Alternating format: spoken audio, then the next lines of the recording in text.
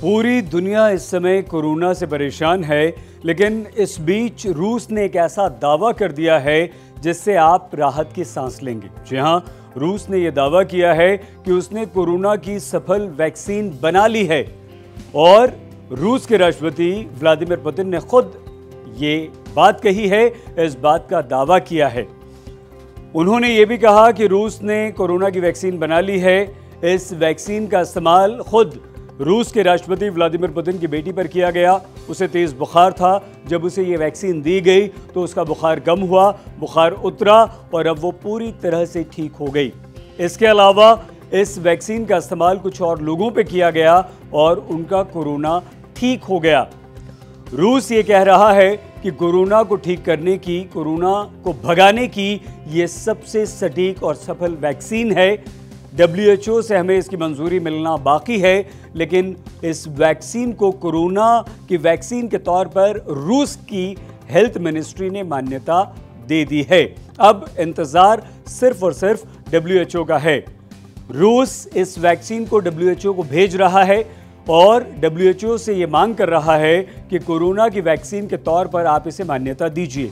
अगर ऐसा होता है तो सोचिए कि ये कितनी बड़ी खुशखबरी होगी, कितनी बड़ी राहत की खबर होगी। रूस में गोमालिया इंस्टीट्यूट है।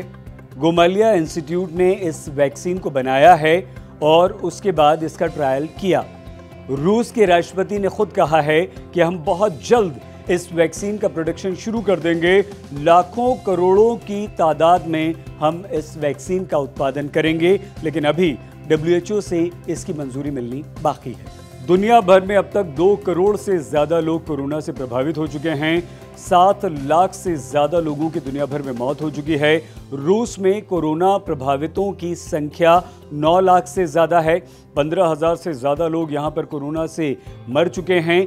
ऐसे में 100 से ज़्यादा कोरोना महामारी से लड़ने के लिए वैक्सीन बनाने की प्रक्रिया में हैं, जिनमें प्रमुख तौर पर भारत, ब्राज़ील और अमेरिका शामिल हैं।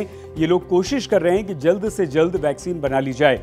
भारत में वैक्सीन का ह्यूमन ट्रायल चल रहा है और ये सेकेंड स्टेज होती है। अगर रूस का ये दावा सही सिद्ध होता है कि उसने कोरोना से लड़ने की पहली वैक्सीन तैयार कर ली है और WHO रूस की इस वैक्सीन को मान्यता दे देता है, पूरी दुनिया के लिए ये एक बहुत बड़ी राहत की बात होगी।